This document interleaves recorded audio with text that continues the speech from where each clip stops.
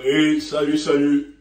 Merci d'être là, d'être connecté. Il faut partager, il faut partager. On doit l'écouter dans les coins et les recoins de toute l'Afrique. C'est très important. Parce que le combat que nous menons, c'est un combat pour la restauration de notre dignité. Nous sommes fiers, une fois de plus, pour le Niger. Que les ancêtres nous accompagnent dans cette volonté de libérer tout un peuple, et non seulement un peuple, mais tout un continent. Et ceux qui ont toujours joué dans le rôle de Ponce Pilate, de trahison, et ceux qui sont toujours entravés sur le chemin de la lutte et de la libération, je pense que le temps est arrivé. Vous seriez déchus, comme des mauvais anges, chassés du ciel. Et c'est ce que nous sommes en train de préparer. Donc on ne va pas laisser la communication aux autres. Nous allons continuer dans notre communication, démasquer et même analyser justement la posture des uns des autres. Et ce qui m'intéresse, je veux que tu regardes cette image. L'image que tu vois là, cette dame-là, c'est Victoria Nuland. Elle est vice-secrétaire au département américain. En fait, c'est elle l'adjoint de Anthony Blinken, qui est le secrétaire au département américain. C'est comme le ministre des Affaires étrangères, hein, dans plusieurs de nos pays, bien le ministre des Affaires extérieures. C'est eux qui assurent la diplomatie. Cette femme a été dépêchée lundi au Niger pour aller rencontrer les autorités nigériennes. Mais moi, je suis toujours fier de la posture du général Tiani. Il ne reçoit personne. Il ne coupe personne.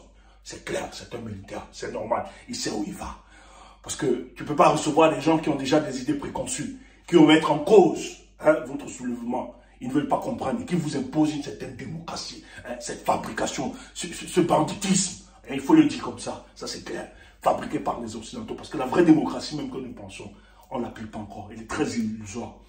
Mais ce qui m'intéresse, c'est que elle nous dit, après la rencontre, que la discussion était franche. Donc, c'est-à-dire qu'en fait, ils ont brisé les codes de la diplomatie. Elle était claire. Donc, elle a dit à ses autorités, voici ce que les États-Unis pensent. Et les autorités, elle dit c'était franche et difficile. Donc, elle était franche dans sa position. Donc, elle a donné la position des États-Unis. Et cette position, vous la connaissez très bien, c'est de faire libérer le président Bazoum, revenir à l'ordre constitutionnel, etc. Et pour qu'il puisse en bénéficier de l'aide des États-Unis. Mais les gars, on dit net, nous on ne veut pas. Et nous savons ce que nous avons, nous, c'est de défendre la souveraineté de notre parti. Et le peuple nous a donné la légitimité, on ne peut pas trahir ce peuple. Donc elle était déçue. Mais il y a quand même un petit élément qui m'a quand même intrigué. C'est que derrière dit, j'espère quand même que vous n'êtes pas rapproché de la Russie. Méfiez-vous.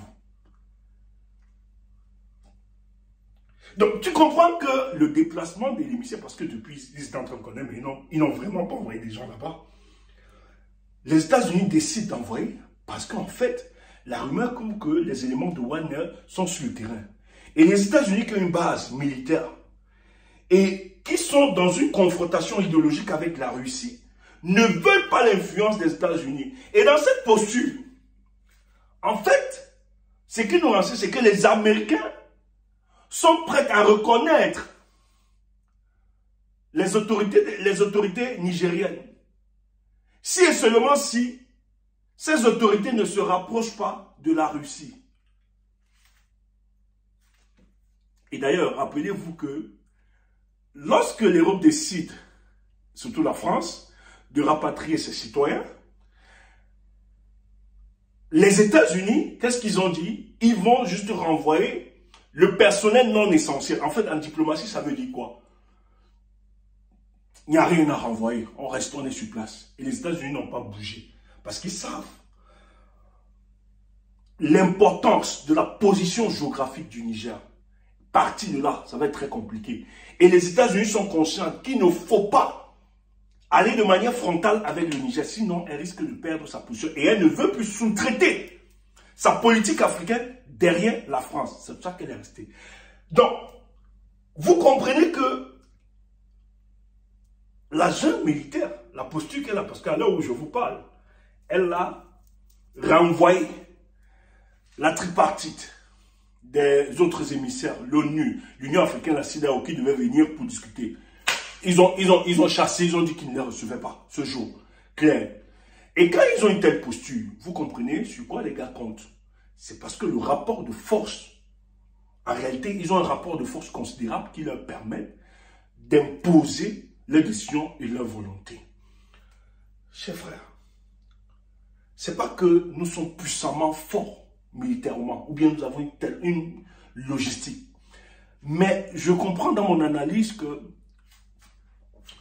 les autorités nigériennes ont profité de la configuration géopolitique mondiale pour se positionner.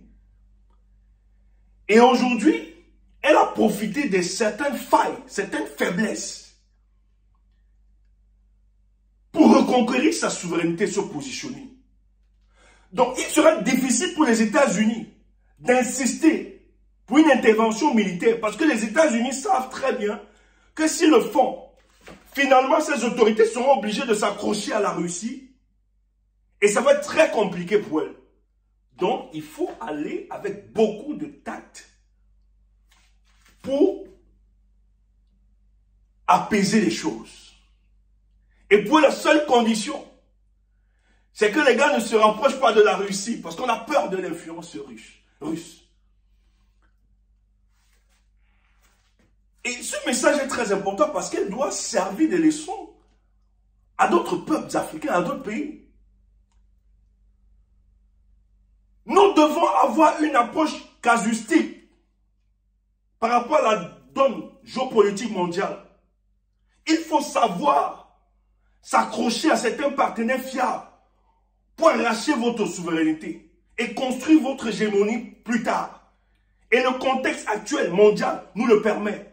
Et les autorités nigériennes, ce n'est pas parce qu'ils sont puissants, mais ils ont profité des failles du système mondial pour se positionner et pour libérer le peuple. Donc ils vont jouer sur ces cadres. Quand je vois des gens, des imbéciles, dire que oui, vous quittez un colon pour aller voir, vous ne comprenez pas, vous êtes des idiots. C'est juste une approche casuistique. C'est de la subtilité politique.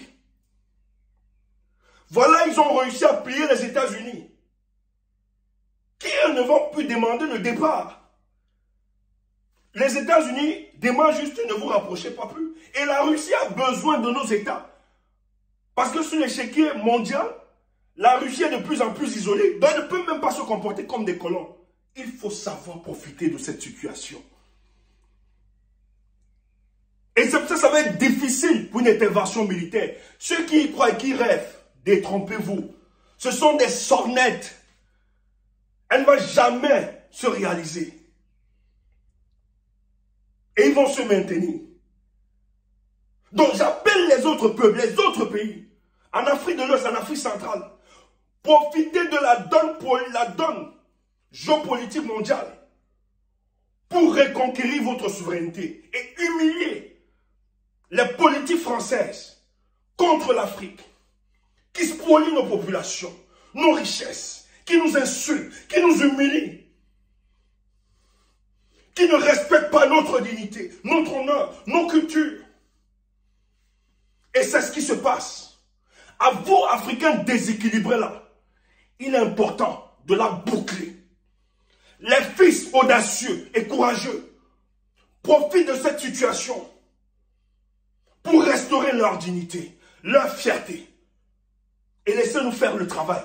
Après, vous allez jouir de votre africanité. Nous l'avons au moins vous la permettre. Mais pour le moment, permettez-nous de profiter des forces géostratégiques qui en existent, qui permettent d'établir un certain rééquilibrage du monde pour que l'Afrique se positionne. C'est ce que la junte est en train de faire. Il faut saluer ça.